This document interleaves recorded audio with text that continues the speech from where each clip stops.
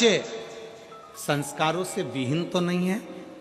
अपने घर के बच्चों को जैसे ड्रेस पहनाती हो, अपने घर के बच्चों को जैसे बैग टांग कर देती हो, अपने घर के बच्चों को जैसे टिफिन बना कर देती हो, अपने घर के बच्चों को एक लोटा जल भर कर दो, उसको भी शंकर के मंदिर पहुंचाना प्रारंभ कर।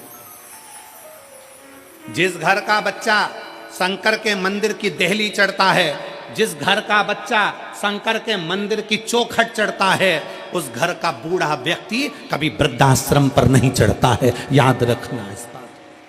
अपने बच्चों को यह संस्कार दीजिए कि हमारे घर के बच्चे आगे बढ़ें और मंदिर, देवालय, शिवालय तक पहुंचे। एक पत्र है और मैं बच्चे को धन्यवाद देता हूं इस चीज के लिए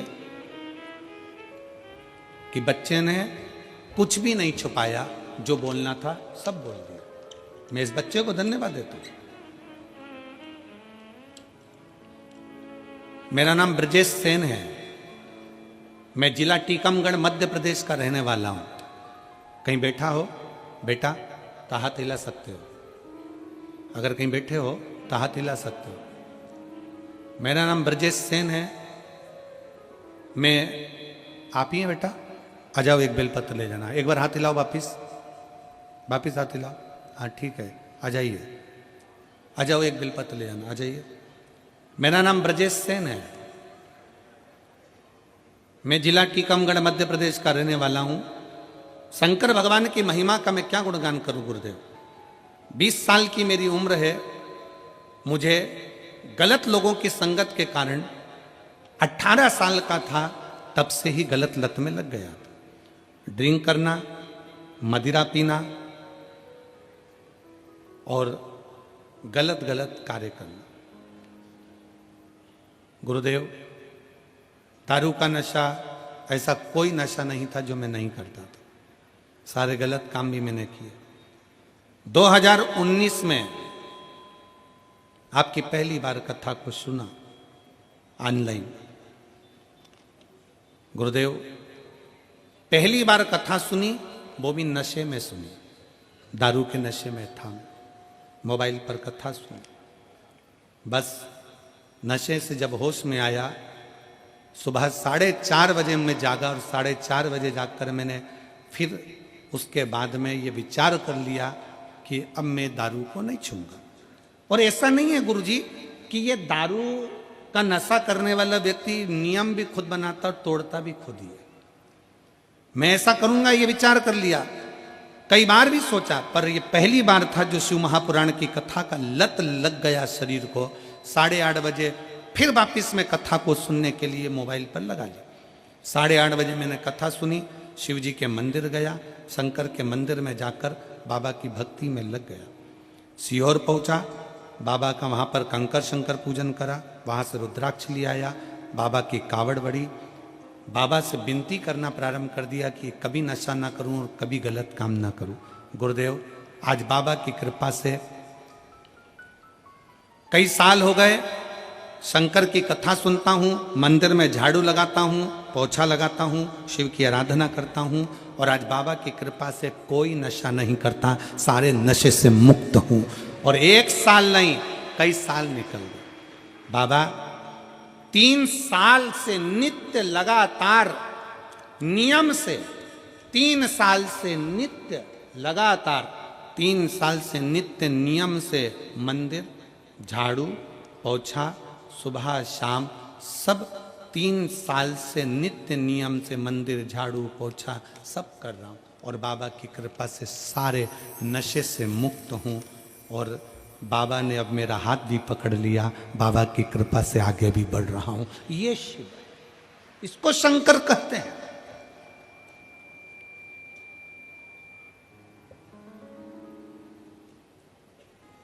ऐसे कई सब सभाओं में लोगों को खड़ा कर लिया जाता है, हाथ लंबा करो, हाथ लंबा कर लिया, बोल दिया आज के बाद मैं नशे से मुक्त होता हूं, मैं नशा नहीं करूंगा। ऐसा संकल्प बार बार दिलाया जाता है और संकल्प दिलाया तो जाता है, पर बहुत कम लोग हैं जो संकल्प पर चल पाते हैं। संकल्प वही सफल होता है जो दिल से किया जाता है। पंडाल में बैठकर कथा सुनकर जो संकल्प लिया जाता है वो मूल होता है, वो मूल है।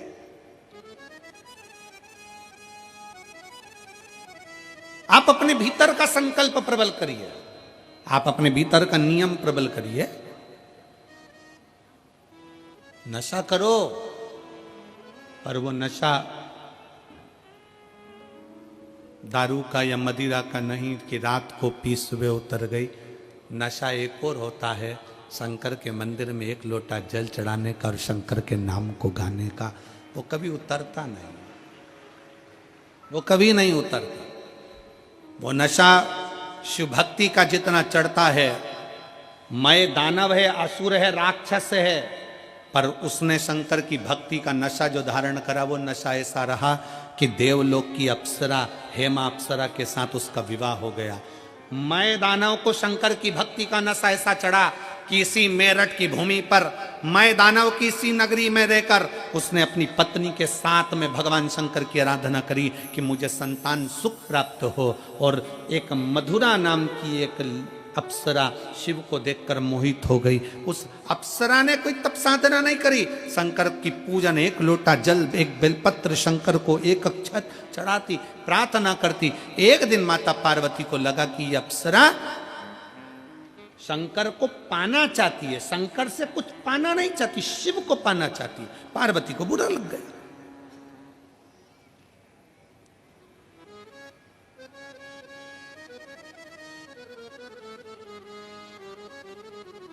कितने असुर और कितनी चतुर थी। रामचरितमानस की युद्ध का क्रम प्रारंभ करने वाली वो एक रावण की बहन, क्या नाम था, जम के बोलो जरा, शूर्पणखा, कितनी समझदार थी। उसके बराबर विद्वान दुनिया में कोई नहीं हो सकता।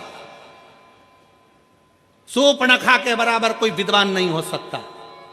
जो शूर्पणखा राक्षस की बहन, असुर की बहन, वो शूर्पणखा भी राम जी के पास जाकर कहती है, तुम सम पुरुष न मोसम नारी, तुम्हारे जैसा पुरुष नहीं है, मेरे जैसी स्त्री नहीं है। पूछा राम जी ने, क्या चाहती हो? शूर्पणखा कहती है, तुम्हें अपना बनाना चाहती हूँ। शायद दुनिया की पहली राक्षसी थी जो भगवान से कहती है, मैं तुम्हें अपना बनाना चाहती हूँ। हमारे यहाँ तो अच्छे अच्छे लोग भी कहते हैं ये प्रॉपर्टी में अपनी बनाना चाहता हूं, पर राम अपना नहीं बनाना चाहते, पर राक्षसी राम को अपना बनाना चाहती है। बड़े बड़े महात्मा, संत, साधु, सन्यासी, तपस्वी, साधक, उपासक, बड़े बड़े प्रवचन देने वाले भी प्रॉपर्टी अपना बनाना चाहते हैं, गाड़ी अपना बनाना चाहते हैं, बंगला अपना बनाना चाहते हैं, अपना अपना ट्रस्ट बनाना चाहते हैं, पर भगवान को कोई अपना बनाना नहीं चाहता। पर वो राक्षस की बहन शूर्पणखा भी राक्षस की बहन होकर भगवान के सामने जाकर सीधा ऑफर देती है, तुम मेरे और मैं तुम्हारी, और कुछ नहीं चाहिए। सीधा ऑफर है, तुम मेरे बन जाओ और मैं तुम्हारी बन जाऊं, इससे बढ़कर दुनिया में कुछ नहीं। लोग कहते हैं रावण की बहन ने युद्ध करा दिया, कहते हैं ये युद्ध मेरे राम का है। राम दिल में बैठ जाए तो फिर काम, लोभ, आसक्ति, वासना और तृष्णा से युद्ध तो होना ही चाहिए। अगर राम दिल में बैठ जाए तो काम, आसक्ति, वासना और तृष्णा से युद्ध तो होना ही चाहिए। वो युद्ध जायज है, होना चाहिए, क्यों नहीं होगा? मैं तुम्हें अपना बनाना चाहती हूं राम, और तुम मेरे अपने बन जाओ। बस हम भी यही चाहते हैं, आप शंकर को अपना बनाओ, हम संसारवासियों से नहीं। कौन आएगा? अंत समय प्रभु। वाह, मेरठ वालों को आता है, गाओ जरा। अंत समय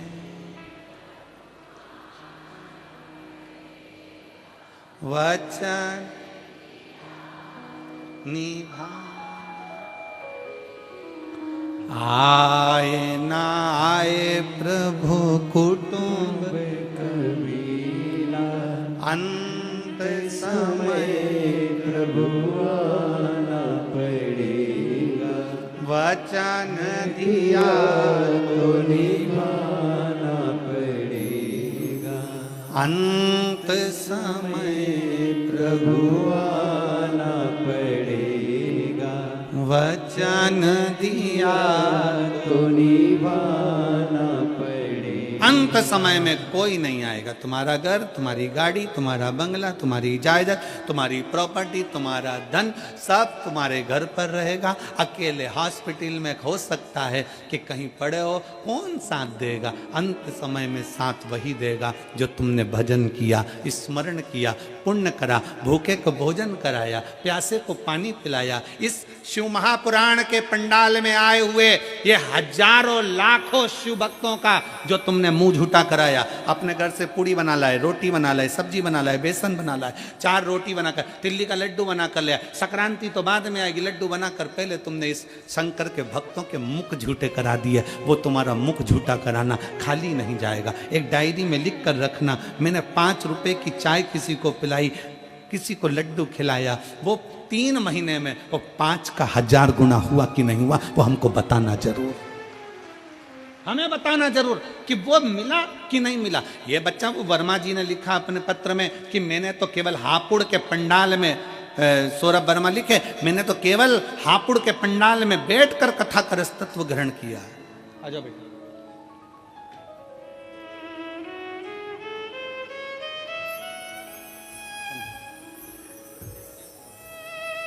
इस बच्चे के लिए भी ताली बजाओ जिसने प्रेरणा दी है आज की टीम को।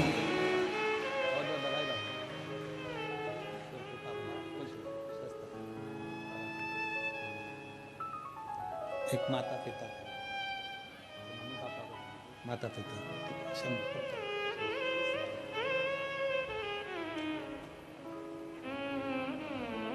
आपका किया गया भजन, आपका किया गया स्मरण, फिर निवेदन है, पैसा साथ नहीं जाएगा, करोड़ों का धन है सब यहीं छूट जाएगा, पर पैसे का पुण्य बनाइए।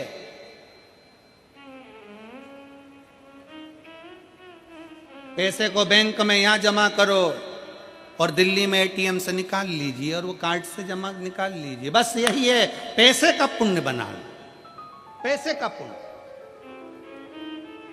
थोड़ा भूखे का भोजन, प्यासे का पानी और जय बाबा बर्फानी है क्या? क्यों कहते हैं कि भूखे को भोजन और प्यासे को पानी और जय बाबा बर्फानी क्यों कहा जाता है? किस लिए कहते हैं? उसका कारण केवल है कि किसी देवता के साथ भूखे का भोजन और प्यासे का पानी नहीं लिखा है, केवल बाबा भोलेनाथ के साथ इसको जोड़ा गया है। क्यों? क्योंकि ब्रह्मा ब्रह्म लोक में रहते हैं, भगवान विष्णु बैकुंठ लोक में रहते हैं, पर शंकर पृथ्वी लोक पर रहता है। मृत्यु लोक में जो किसी अन्न का भाग भी दान करता है, किसी प्यासे को पानी भी पिलाता है, किसी शिव भक्त का मुख झूठा कराता है, उसका पुण्य खाली नहीं जाता, उसका पुण्य खाली नहीं जाएगा। एक पत्र है,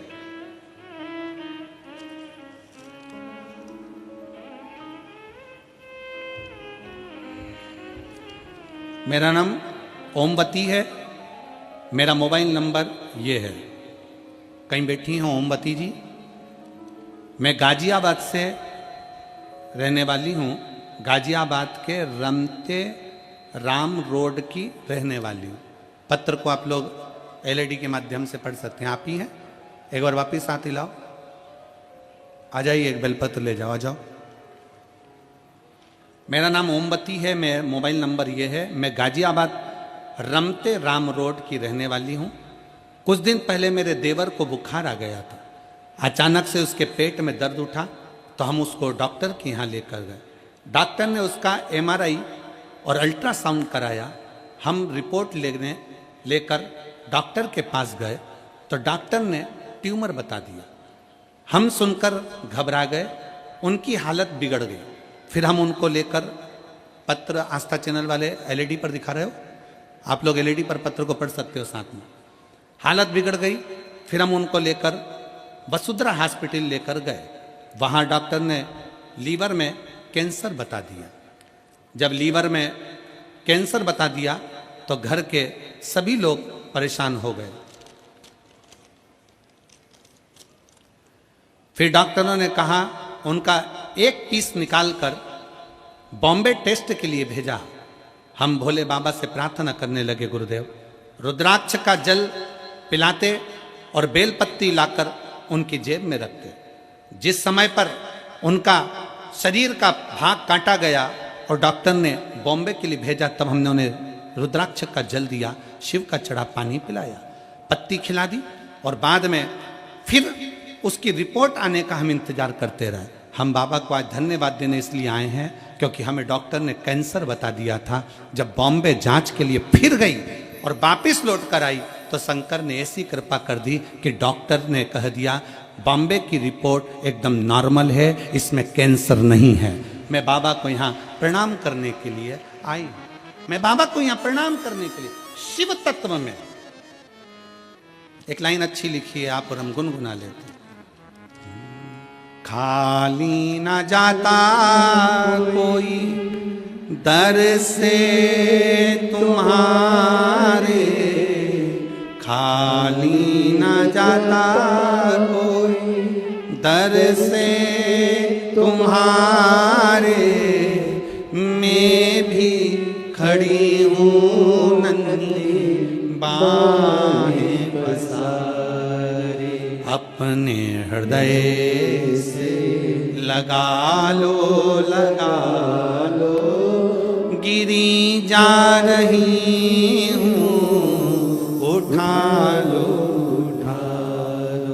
भोले अपने दर से अब तो ना टालो, गिरा जा रहा हूँ उठा लो। आप शिव को जल चढ़ा रहे हो, उसके लिए विनय कर रहे हो, निवेदन कर रहे हो, महापुराण की कथा पंडाल में बैठकर श्रवण कर रहे हो, भले कितने भी दूर से आए हो, आस्था और विश्वास के साथ बैठे हो तो वो भी तुम्हारे विश्वास को टूटने नहीं देगा। संसार के लोग तुम्हारा भरोसा तोड़ देंगे पर मेरा महादेव कभी भरोसा नहीं तोड़ता। वो महादेव है और भरोसे को जीवित रखता है, जीवित रखता, वो नहीं टूटने देता।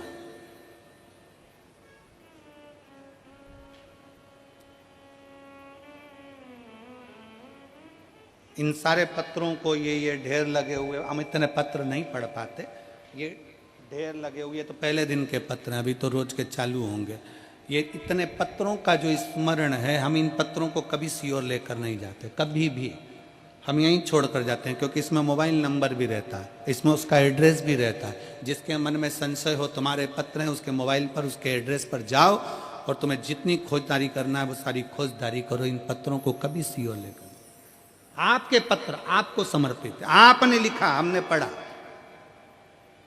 हम आपको नहीं जानते, मेरठ में भी कभी नहीं आए। हाँ वहाँ गए थे हापुड़, तब मेरठ पढ़ा था कि बीच में नहीं पढ़ा था है? हाँ बीच में नहीं पढ़ा इसीलिए तुमने यहाँ बुला लिया, हम तो कभी ना आए इधर। वो तो बाबा की कृपा है और मैं यजमान परिवारों को इसके लिए बहुत बहुत साधुवाद देता हूँ।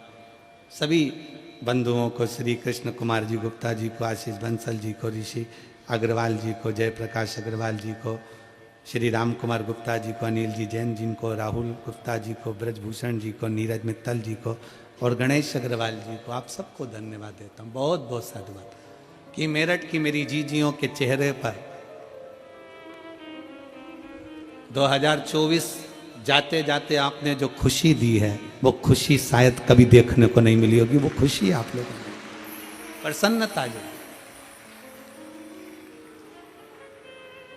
और करो सेवा मेरठ वालों, ये शुभ भक्त आए, शंकर के भक्त आए, इनके लिए अपने अपने खजाने खोलो। घर से आओ, एक थर्मस में चाय बना के लिया और ठंड पड़ रही है, ज्यादा कुछ नहीं तो जो आसपास में 4-5